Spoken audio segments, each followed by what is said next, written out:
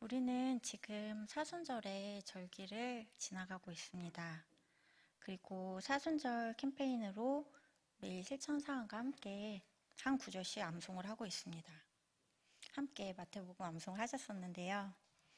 말씀 암송이 우리에게 참으로 유익이 되는 것 같습니다. 말씀이 충만할 때에 말씀을 많이 저축해 두는 것이 아주 좋다고 들었습니다.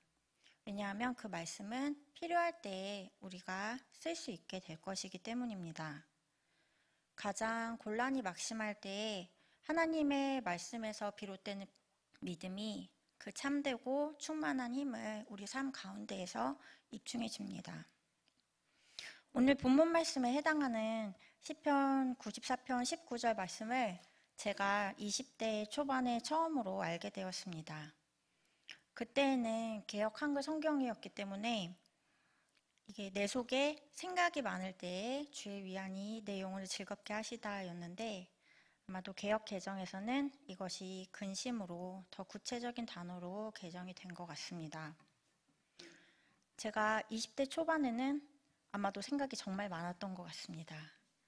그때 이 말씀이 너무나 마음에 와닿아서 이렇게 좋은 말씀이 있다니 하고 이 말씀을 외웠던 기억이 납니다. 이 말씀을 암송한 이후로 정말로 힘들 때마다 내가 저축한 것을 꺼내 쓰듯이 떠오릅니다. 특히 불필요한 생각들과 근심으로 속이 시끄럽거나 골치가 아플 때 이 말씀이 어디에선가 툭 튀어나와서 제가 근심에 잡혀 먹히는 것을 막아주고, 이렇게 말씀을 통해 하나님께서 힘과 위로를 주시는 것을 경험할 수 있었습니다. 오늘 본문은 시편 94편의 한 부분을 구성하고 있는 본문입니다. 가능하신 분들은 눈으로 잠깐 시편 94편의 맨 앞부분을 보시면 시인이 하나님을 부르면서 복수하시는 하나님을 찾습니다. 성경에서 복수하시는 하나님을 호칭하는 부분은 그렇게 많이 나오지는 않습니다. 그런데 이 시편에서 그 하나님을 2번이나 강조하여 부르고 있습니다. 아마도 이 시인이 부당한 고통을 당하는 중에 있다는 점을 추측할 수 있습니다. 이 시편 전체를 읽어보면 이 시편 자체는 비탄의 어조가 강하게 스며들어 있습니다. 시인은 악인의 횡포로 고난 중에 있는데, 이 성경에 주석을 다는 학자들에 의하면 이 시편은 언제 쓰여져 있는지를 특정하는 것이 좀 어려운 시편이라고 합니다. 어떤 학자들은 포로기에 쓰인 것일 것이다 라고도 하지만 여전히 불확실한 점이 있습니다.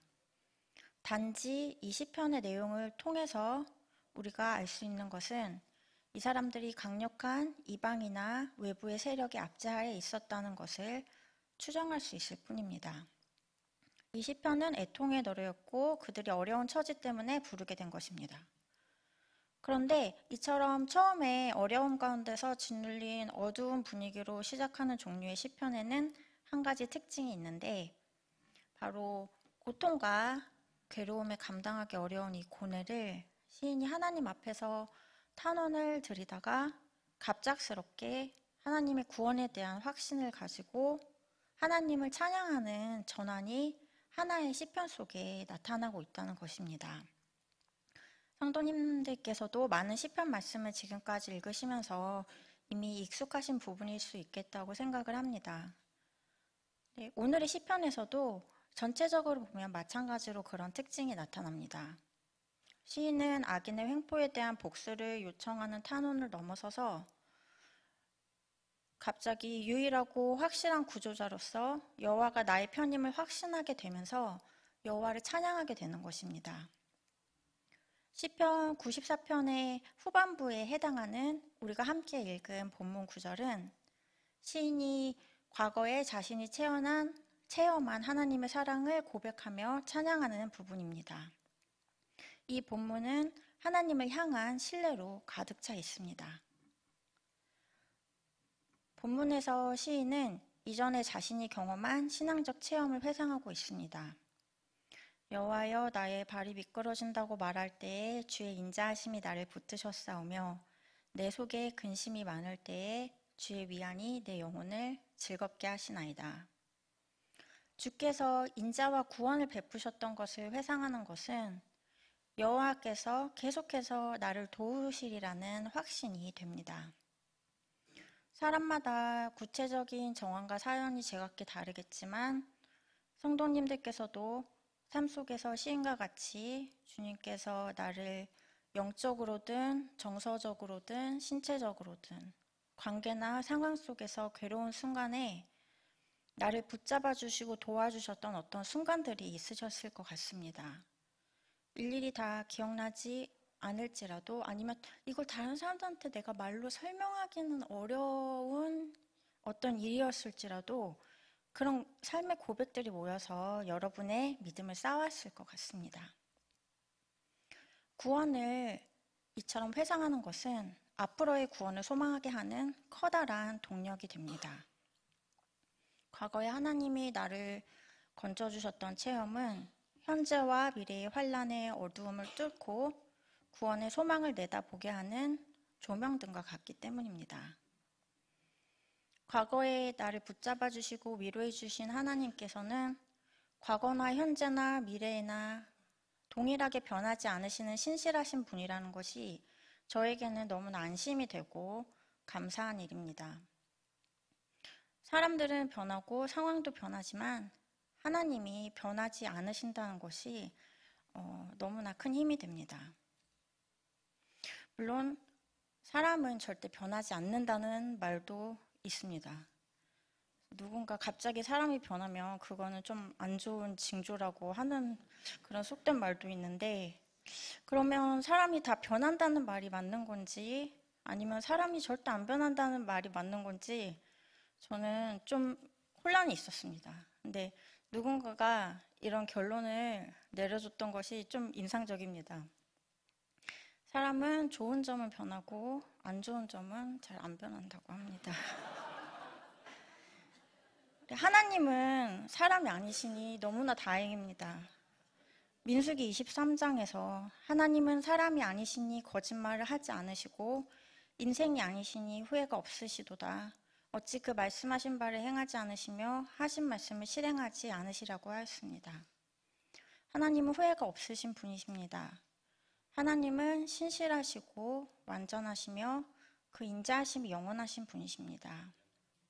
이 하나님에 대한 확신을 가질 때에 우리가 고난 중에서도 인내할 수 있고 하나님께서 평안과 보호하심을 베푸실 것을 깨닫게 됩니다. 오늘 시편의 시인 기자도 이처럼 하나님에 대한 확신과 믿음의 신앙 고백을 드리고 있는 것입니다. 시인이 이렇게 고백합니다. 여호와여 나의 발이 미끄러진다고 말할 때에 주의 인자심이 나를 붙드셨사옵니다. 나의 발이 미끄러진다 함은 시련에 빠졌다는 의미입니다. 이 표현은 또한 이 시인이 하나님과의 신뢰 관계에서도 좀 위기가 왔다는 것을 보여주고 있습니다. 아마도 이 시인의 믿음이 거의 실패하기 직전까지 도달했던 것 같습니다. 의인은 때로 시련을 당하는 것이 사실입니다. 대개의 경우 그것은 악인들을 통하여 오기도 하지만 그 안에는 하나님의 의도가 또한 숨어 있습니다. 하나님은 시련의 불을 통해 인간의 심령 안에 있는 거짓된 것들과 쓸모없는 것들을 용납하지 못하도록 다 태워버리시곤 합니다. 그리하여 참된 것, 귀중한 것들만 남아있게 하십니다. 하나님이 시련을 통해 이것을 실행하실 때가 있습니다. 우리는 믿음의 눈을 크게 떠서 그것을 볼 수 있어야 합니다. 이 시편에서는 우리의 94편의 시편에서는 고난의 상황이 아주 구체적으로 제시되지는 않습니다. 그렇기 때문에 하나님의 도움이 정확히 어떻게 이루어지었는지는 구체적으로 언급되지 않습니다. 하지만 시인은 주의 인자하심, 여호와의 인자하심에 의해서 지탱될 수 있었다는 것이 분명합니다. 이 시인이 가진 하나님에 대한 확신은 인생의 갈등과 제약과 많은 어려움이 오랫동안 계속되는 가운데에서도 신실하게 남아있는 하나님의 지속적인 사랑, 그 인자하심에 대한 경험에 근거하고 있습니다. 나를 붙드시는 하나님의 인자하심이 결코 실패하지 않으신다는 것을 시편 기자가 알고 있는 것입니다. 여기서 주의 인자하심을 나타내는 히브리어 단어가 헤세드라는 단어입니다. 성경학자들은 헤세드를 히브리어 중에 가장 중요한 용어들이 몇몇 있는데 그 중에 하나라고 꼽는다고 합니다. 하지만 이 단어를 1대1로 상응하는 하나로 번역하기가 매우 어렵다고 합니다. 왜냐하면 헤세드는 풍부한 의미를 가지고 있기 때문입니다. 헤세드는 계약의 개념과 연관이 되어 있는 언약의 용어입니다. 하나님과 그 백성이 맺은 언약에 대한 하나님의 신실하신 배려와 사랑을 묘사할 때 흔히 이 헤세드라는 용어가 사용됩니다. 하나님께서 환난의 때에 고통당하는 그의 백성을 고통으로부터 구원하시는 까닭이 바로 이 언약 때문입니다. 그런데 우리가 일반 사회에서 계약을 맺는다고 하면 통상적으로는 계약에 조건 사항들이 있지 않습니까? 헤세드에도 상호적인 특징이 있고 서로 함께하는, 서로 지키는 그런 지켜야 되는 의무적인 특징이 있습니다. 즉, 조건적인 특징이 들어있다고 할 수 있습니다. 예를 들어 출애굽기에서 나를 사랑하고 내 계명을 지키는 자에게는 천대까지 은혜를 베푸느니라 라는 말씀은 헤세드가 가진 이런 어떤 계약의 조건적인 성격을 보여줍니다. 그런데 이 단어가 풍부한 의미를 가지고 있고 놀라운 것은 헤세드에는 정반대로 무조건적인 성격도 함께 들어있다는 것입니다.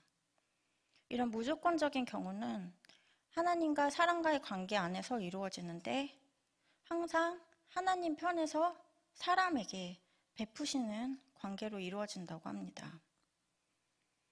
하나님이 그의 백성들이 죄악된 행실로 이 계약의 조건을 파기하는 행동을 해도 그것과 상관없이 하나님 입장에서는 계약을 파기하는 것이 아니라 그 계약을 계속 지키는 것입니다. 일방적으로 그 인자하심을, 그 헤세드를 하나님께서 베풀어주고 계시는 것입니다. 우리의 어떠함과 상관없이 하나님은 일방적이고 무조건적으로 사랑을 베풀어 주시겠다고 약속하시는 것입니다. 마치 불공정 계약과도 같은 이런 파격적인 헤세드의 사랑이야말로 하나뿐인 아들을 내어주시는 하나님의 사랑이 아닐까 생각합니다. 우리는 자격 없는 죄인이지만 그것과 상관없이 우리의 죄와 모자람과 상관없이 내려주시는 하나님의 실패하지 않는 사랑, 신실하게 언약을 지키시며 끝까지 붙들어 주시는 하나님의 사랑이 그 독생자를 이 땅에 보내서 죄인인 우리를 대신해 십자가에 내어주는 예수 그리스도의 자기 자신을 내어주시기까지 사랑하시는 그 사랑이지 않을까 하고 한편으로 묵상해 보게 되었습니다.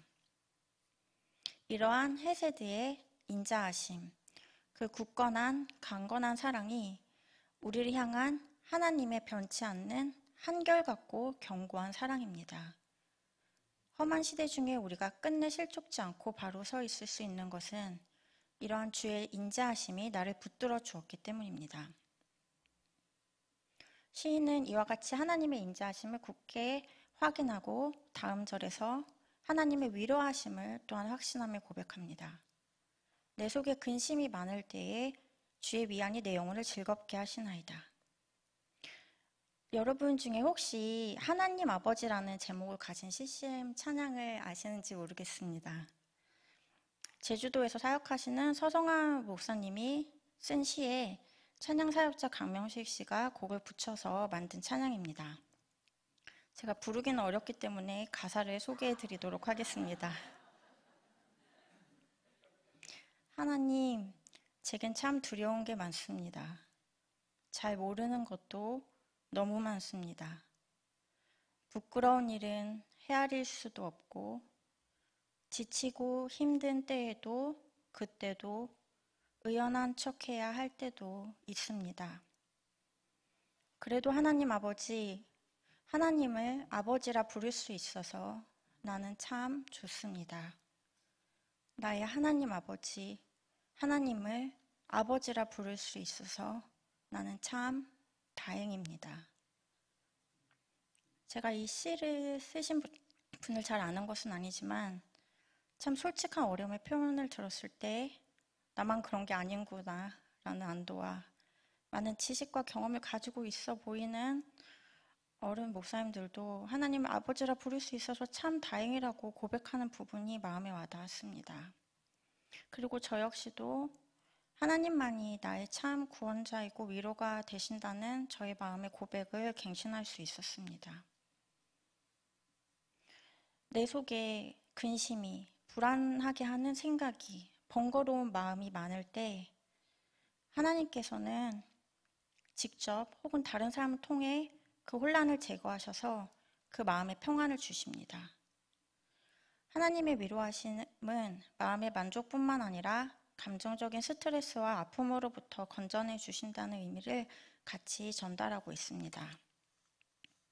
시련 속에서 하나님의 위로는 마치 사막에서 샘물을 만나는 것과 같습니다. 이때 하나님의 위로는 우리의 구원의 우물이며 우리의 기쁨의 강이 됩니다. 시련을 당할 때 우리가 많은 생각, 즉 고민을 하게 됩니다. 안타깝게도 인간들로부터 나오는 위로는 불완전하다고 볼 수밖에 없습니다. 그러나 하나님의 위로는 영혼의 즐거움을 줍니다. 불안에서 벗어난 평안과 세상 욕심이나 죄로부터 해방된 마음의 자유는 하나님으로부터 주어지는 값진 것들입니다. 하나님이 때로 시련을 통해 우리에게 무가치하고 더러운 것을 제거하실 때에는 영혼의 위로와 평안을 그와 함께 가져다 주십니다. 슬픔을 가져가시고 기쁨을 주시며 고통을 가져가시고 즐거움을 주십니다. 고린도후서 1장에서 찬송하리로다. 그는 우리 주 예수 그리스도의 하나님이요 자비의 아버지시요 모든 위로의 하나님이시며 우리의 모든 환난 중에서 우리를 위로하사 우리로 하여금 하나님께 받는 위로로서 모든 환난 중에 있는 자들을 능히 위로하게 하시는 이시로다 하는 고백처럼 바울의 하나님이 위로의 하나님이었습니다. 우리의 하나님이 위로의 하나님이십니다. 인자하시며 이렇게 위로하시고 위안을 주시는 하나님께 자신을 맡긴다는 것 이상으로 우리 삶 가운데 안전한 것이 없습니다. 지금 혹시나 어려움 속에 낙심하고 힘들 때라도 변치 않는 하나님의 인자하심과 위로에 대한 확신과 믿음의 고백이 여러분 한 분 한 분의 고백이 되기를 간절히 소망합니다. 함께 기도하겠습니다. 하나님 아버지, 시련 속에서도 나를 붙드시고 나를 위로하시는 하나님의 끝없는 사랑을 고백하고 확신하는 믿음 가운데 굳게 서길 원합니다. 또한 우리에게는 과거에도 현재에도 미래에도 하나님의 인자하심과 위로하심이 너무나 필요합니다. 한없이 베풀어 주시는 사랑과 위로 가운데 우리를 붙잡아 주세요. 주님께서 지켜주시고 하늘 위로 가운데 힘을 주실 것을 확신하며 우리 주 예수 그리스도의 이름으로 기도합니다. 아멘.